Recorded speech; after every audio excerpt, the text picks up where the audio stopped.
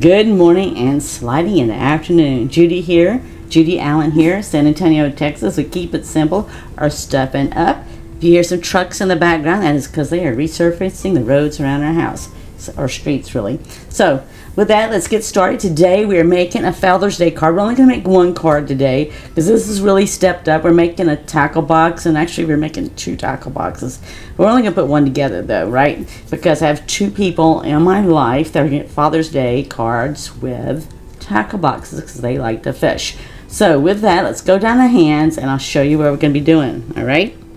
Let's do this. So this is what we created last week. If you missed it, it's out there on YouTube, and we have it also on Instagram. So I'm going to put this aside and show you what we're going to be working on today. So today we're basically, it's looking just like this here. This is what we're going to be making. It's going to be similar. This is in the annual catalog that just came out May 1st of this year, 2023, and this is page 78. So this is what we're going to look at making, okay? So with that, we're using the dies, and we're using the stamp set, okay? So I've already pre-done some of this, but we're first going to tackle the tackle box, okay? Because we have options, and that's what we're going to do is talk about options with the lures and the stamp set and everything else. I've already stamped one heat emboss, but we're going to show you how we can do that differently. And then what I've done also is I've gone ahead and cut out the tackle box. Now when you look at it, I'm going to show you the difference. This one here is a single layer, and this one I actually leveled it up a little bit. I was trying to get the same kind of shadow that they actually had in the box itself, or in the catalog itself. So in order to do that, I would have to sit there and do another layer. So this actually has two layers, and we're going to add another layer here. But first, you're going to add a layer here. I'm going to put them sideways there so you can see them side by side. So you can see that one's got a little bit more shadow, so it's got more depth, right? And this one does not. So all I'm going to do here to make that happen is I'm going to take my liquid glue here. Alright, and I'm just going to put some dots, alright? Now the other thing I want to show you too, see how this curves a little bit? So when you die cut this out, and I left it on the counter there, it does want to curl a little bit. So I actually had just put a book, oops, I didn't want that much. I just put a book on it, you know, just flatten it out a little. So I'm just going to dab a little glue here and there. On the tabs, I'll put a little bit more. So actually I got two different colors, and the reason is I have two different people. And one picked out the color that, this particular one is picked out for my father-in-law, because my husband said this is what it needs to be. Okay, so that's why this one's here. This one is dark green because the person I'm making it for is one of my sons, and my tackle box that I used to have, I'm not sure if he has it or not, or one of the other people's sons do, but anyway, I sat there and mine is dark green, and I might even still have it and just don't realize it. So what I'm going to do with this, I'm going to actually heat emboss this, okay? And usually when I do this, I usually have an extra sheet of paper right here, which is a small 6x6, so that when I sprinkle the white on it, I'll be able to do it. So we have options, right? I'm going to show you the difference, because I always like to show you differences options. So this one we're actually going to just stamp 3 times with Versamark, and I'm going to leave it here a second because I forgot to open. It'll be okay, right? It keeps it from drying out. I forgot to open my there. And then you can see a little bit of it there, but I'm just going to sprinkle the white here on it. And then I'm going to tap this excess off.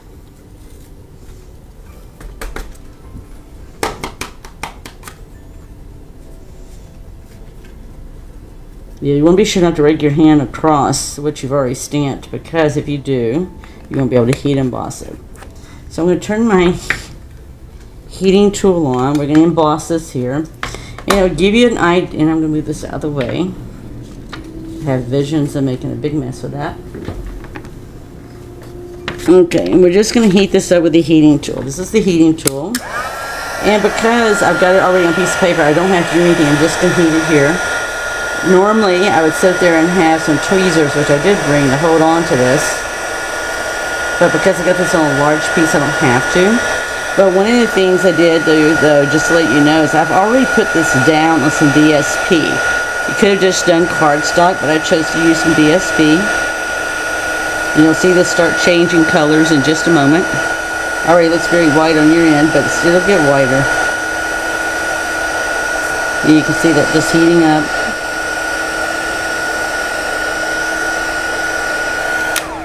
Okay, so this gives you options, right? Put the heating tool out of the way. So this is one option here. I can either leave it like this. I might have to flatten it out for the heat on there. I wasn't thinking about that. But you can see I put that on DSP. And this one here, we can put it just right up here. And I wanted to show you because it's all about choices, right? And we could just as easily turn this around. And I think I will, just so they'll be different. And I'm going to put this one on here. This has got double layer also. See, I heated this one up, so now the paper's, let's see, we'll put some blocks on it for just a second. Let it help flatten it out. And this one I'm just going to go in here and I'm just going to put it on with some adhesive because I can. So still is, I still got a double layer there. And this will just make it, let's get that there. We're just going to, let me get you back in the camera here. Put some adhesive here. This one's almost out. I'll have to grab another one. So if you ever wonder if you're running out, you got a red there telling you you're almost running out. And then I'm just going to put this one here. Just because I can make them different, right? So you see it's going to fit perfectly there because that's where it was cut from. So I'm going to leave that one right there. So I've already adhered these together for us. This is, like I said, 4 1/4 by 5 1/2. So this is going to fit right on front of the card. I just want a little bit of color. And just to show you, see if I go and put this, if I flip this one over and show you, see it's going to cover the whole cardstock. Alright? And that was fine. I just want a little bit of this behind because when you cut this out here to make the tackle box, you're pretty much cutting a 4 by 5 1/4.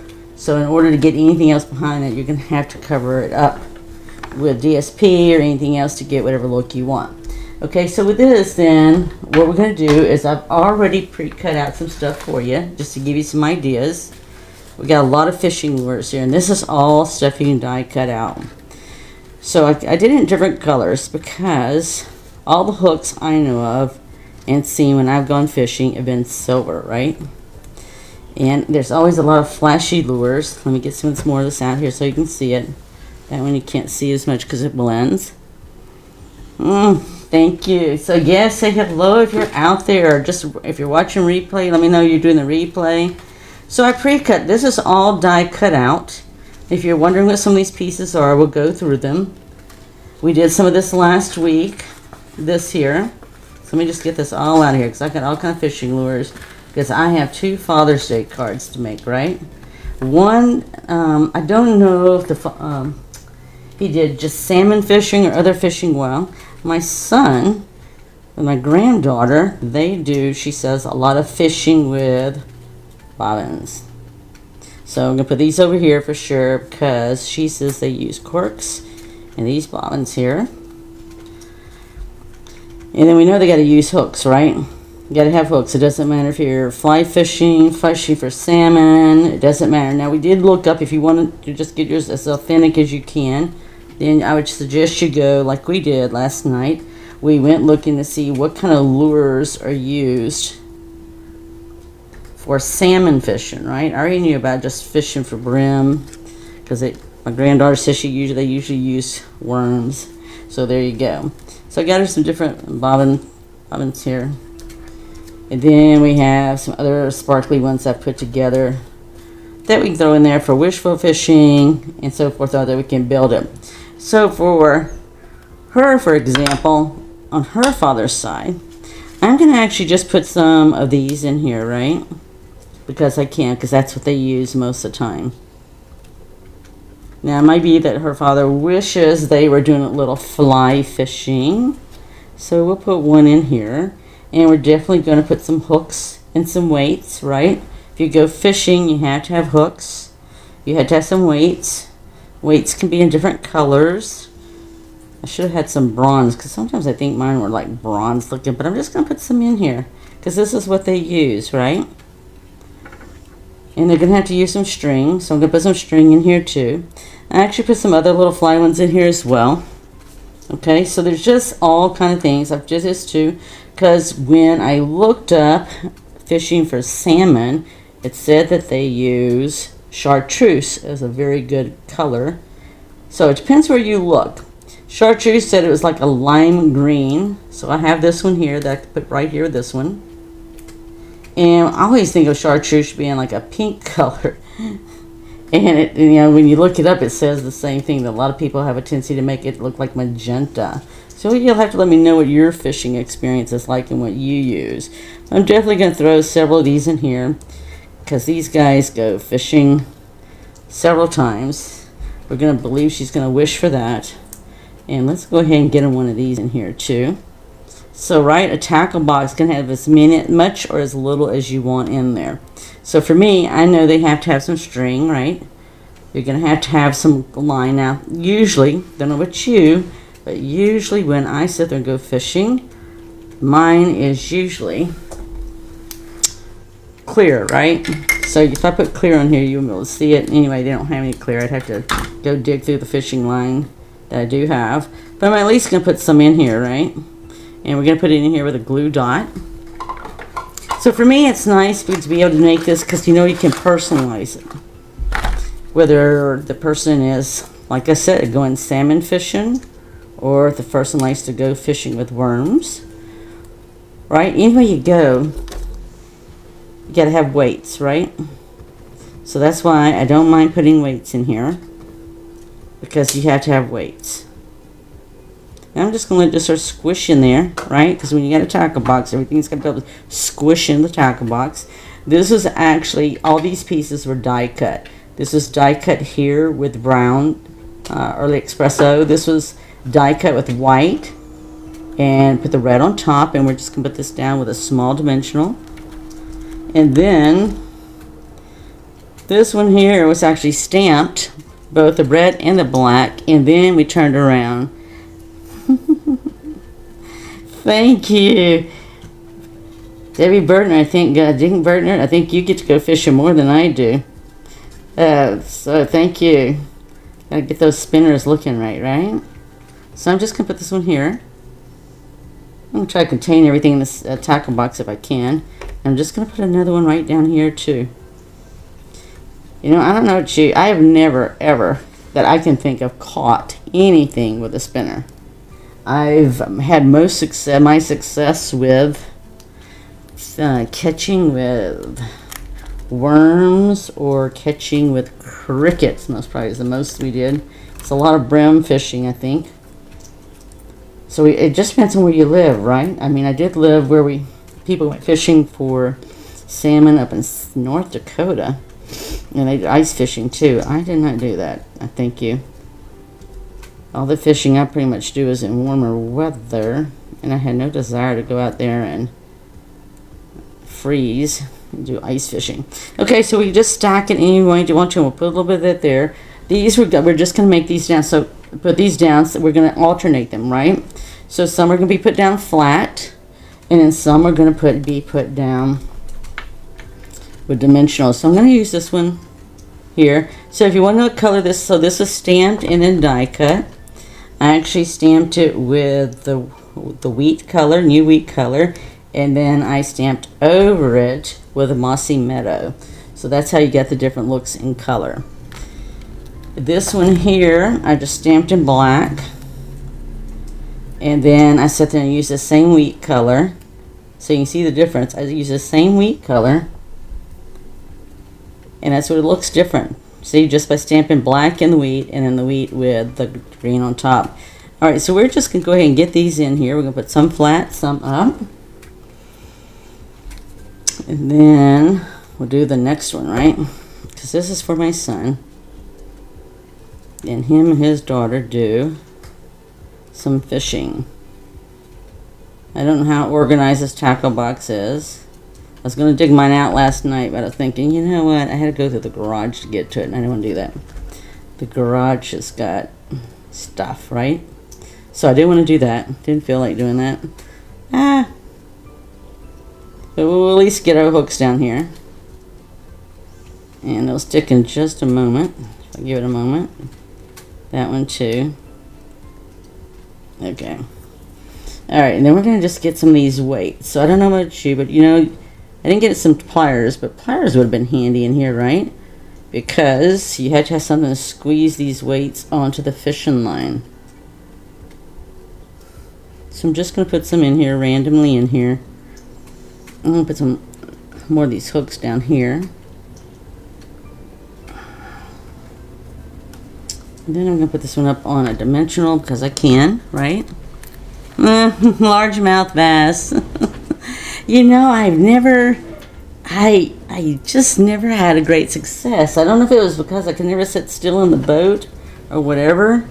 A lot of what we did was from either using yo-yos or either using yo-yos, most probably that, and just fishing off a pontoon boat or off the pier or something like that, because the water was a little bit deeper there, so we could do that. And the times they took me out fishing, I mean, Abby went fishing one time, they gave live goldfish, and I looked at them and said, "Are you serious?" So there you go, Debbie. Now you know. So if you want to catch fish, you may or may not want me in your boat. Just depends, right? So I'm just going to go ahead and put this here because I can, right? If you looked in my tackle box, that's much what it would look like. I'd have it organized, right? Have it organized. So we've done this here. So let's do something for my father-in-law. He sits it there. I'm going to dump all these right here. He does salmon fishing. So Debbie, have you done salmon fishing? I have not, but he apparently does. So I'm actually going to take some of these here, and I'm actually going to sit there. And I had to look these up online, right? Because I am not a salmon fishing person.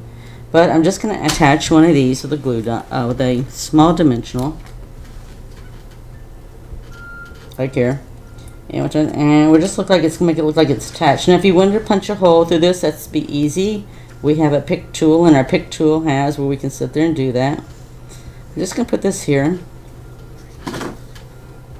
And we also have some of these little things too, so I'm just going to line some of this stuff up. I've never seen his tackle box, so I don't know what all he has in it. No salmon.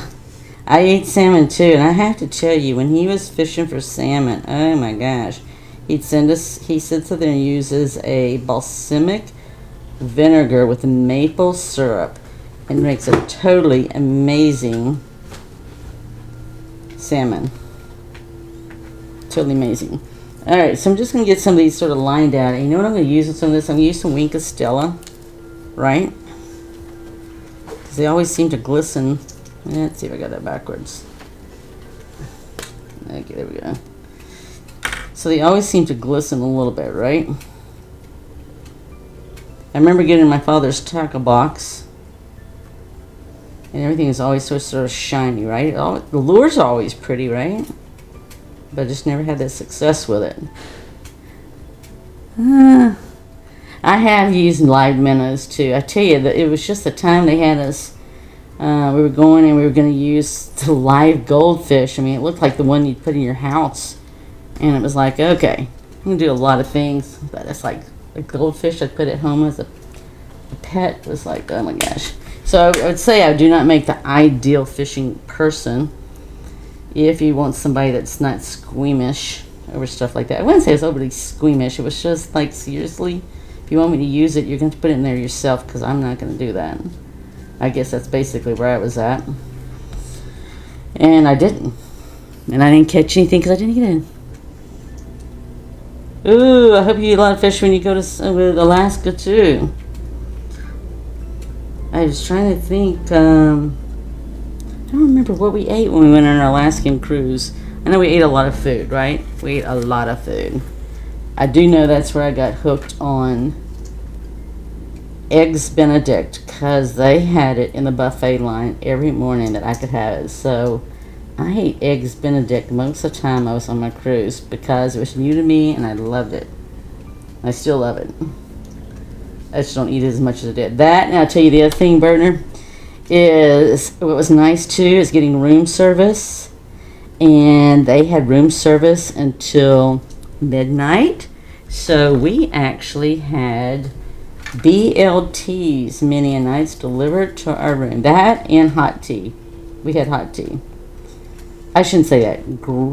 Somebody else had hot tea. I had cold tea, but it didn't matter. We made a routine of having tea every evening along with BLTs. I don't remember the salmon though. We had to have eaten salmon. Just most I don't think about it when I think of all the other things we ate as well too. So I'm just going to line this up right here, right? I'm just going to put it right up here. So these things are always sort of spinning and doing things. I'm going to put this up on dimensionals too. And then if my husband says that his dad has other fishing lures or colors, then we can rearrange these, right? But for the moment, I'm going with what I want to go with. And we can add the other stuff for him. I'm sure he has to have some weights, right? Everybody has to have some weights. Because I did see in one of the pictures, let's see if I got one cut. These right here. Yes, we did. We saw these at the bottom. Okay, so we saw this at the bottom. So they actually took some string. And I don't have any string on this one yet. So we get this to hold still just a second. I'm looking for weight with a lid. Okay, here we go. Alright, I'm going to stick that down right there for the moment. Okay, so we didn't have any string here yet, which we'll need to add some string. But I did see where some of them at the bottom of these, they actually added these for weight. I've never done that. I don't know if you've done that, partner. But I have not personally. So that's just putting some more string there, right? Just get you some more of your fishing line. But they did have it silver, which I thought was pretty interesting. So it almost looked like, I'm going to put this on here in a minute if I can get this off. So when you put this on here, it looks almost like you connected the strings, right? So it's like you put this right up here, you were going to hook this onto what you're going to be fishing with. And then they actually tied a string down to the bottom and had this down here. So I'm going to put this up here with dimensionals. Let's put this one up with a dimensional. And you know what I'm going to do? I'm going to put some string under this one right here. I'm going to use this linen again.